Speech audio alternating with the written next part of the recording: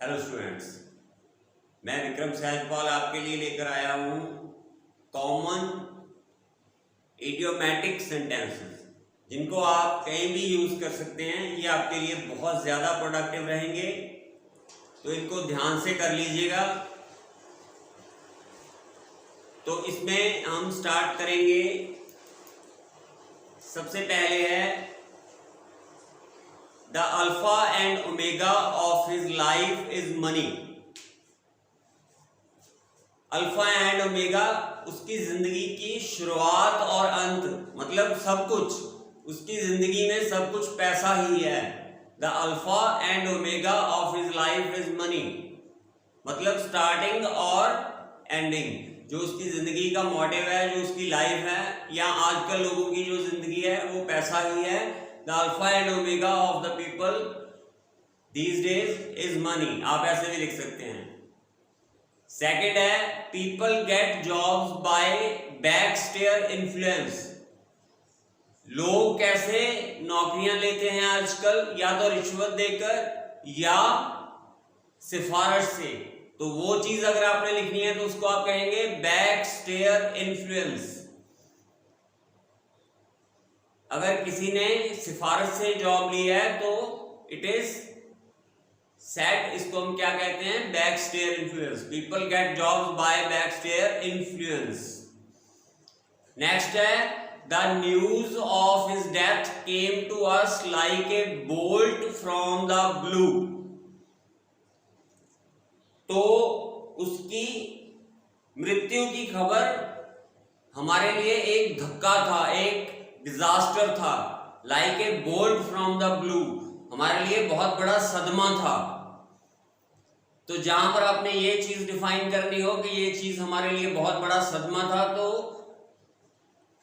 Came to us like a bolt from the blue आप use कर सकते हैं। नेक्स्ट है she is bluestocking. Bluestocking कहा जाता है उन लेडीज को। She is a bluestocking, मतलब जो अपनी प्रशंसा करती हैं, अपने आप को एडमायर करती हैं, चाहे वो पैसे की वजह से हो, चाहे नॉलेज की वजह से हो, जिसे हम कहते हैं कि अपने मुंह मियां मिट्ठू बनना, अपनी तारीफ किए जाना। तो उनको जो दिखावा करती हैं बहुत ज्यादा, उन्हें ब्लू स्टॉकिंग कहा जाता है। तो she is a bluestocking, इसको आप कहीं भी यूज कर सकते हैं। ज्यादातर अर्बन एरिया, शहरों में ऐसी लेडीज जो है उनको आप देख सकते हैं। नेक्स्ट है ही is looking in doldrum these days. Doldrum का मतलब जो इंसान लो स्पिरिट में हो। डोल्ड्रम का मतलब जो उदास हो, जो बहुत ज्यादा निस्तेज हो, जिसमें हौसला ना रहा हो। He is looking in doldrums these days. तो डोल्ड्रम्स आप यूज कर सकते हैं अगर आप हौसले में नहीं है, करेज नहीं है आप में। जहां पर करेज नहीं है वहां पर हम कहते हैं he is looking in doldrum.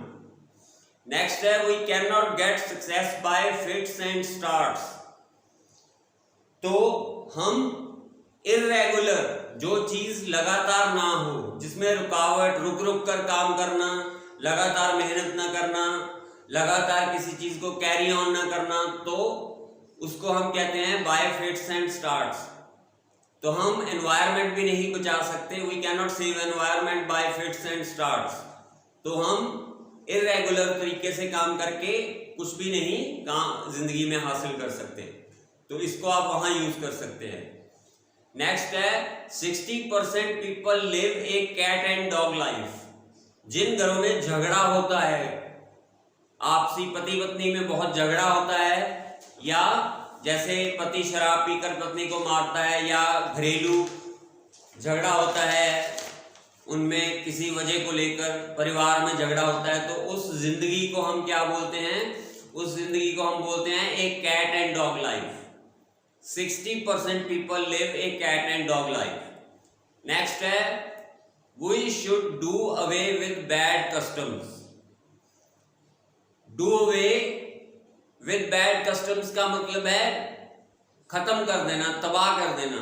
हमें बुरे जो रिवाज हैं, रीति रिवाज जो है बुरे, कस्टम्स हैं जो उनको हमें खत्म कर देना चाहिए, उनको उखाड़ देना चाहिए। We should do away with bad customs. तो इसको आप वहां पर यूज कर सकते हैं। It is a fool's paradise. It is a fool's paradise मतलब एक झूठी स्टेट ऑफ माइंड जिसमें आपको लगे कि आप खुश हैं लेकिन आप नहीं होते।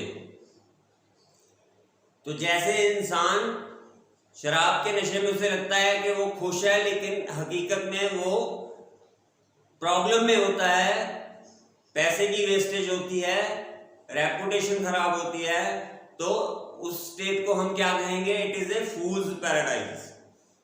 तो इंटॉक्सिकेशन जो है वो फूल्स पैराडाइज होता है, नशे के अधीन रहना ए फूल्स पैराडाइज। इसको आप यूज कर सकते हैं जहां आप ऐसी स्टेट ऑफ माइंड को दिखाना चाहें जो कि असल में ना हो, सिर्फ एक इंसान को लगे कि हाँ ये सिचुएशन है। नेक्स्ट है your advice is all Greek to me मतलब मुझे आपकी सलाह जो है वो समझ नहीं आई, मुझे नहीं पता चला आप क्या समझाना चाहते हैं। Your advice is all Greek to me तो मतलब आपकी बात मुझे समझ नहीं आई, आपकी सलाह मुझे समझ नहीं आई। तो जो चीज़ आपको समझ नहीं आई या लोगों को आप कहना चाहते हैं कि लोगों को एनवायरनमेंट की इंपॉर्टेंस समझ नहीं आई, तो उस जगह आप इन तरह के सेंटेंसेस यूज कर सकते हैं। तो ये बहुत इंपॉर्टेंट है। मेरी रिक्वेस्ट है आपसे कि इनको बड़े ध्यान से कर लीजिएगा और यूज कीजिएगा। इससे आपकी वोकैबुलरी तो बढ़ेगी ही बढ़ेगी, साथ में आपका अच्छा इम्पैक्ट पड़ेगा और बैंड स्कोर इंक्रीज होगा। Thank you very much.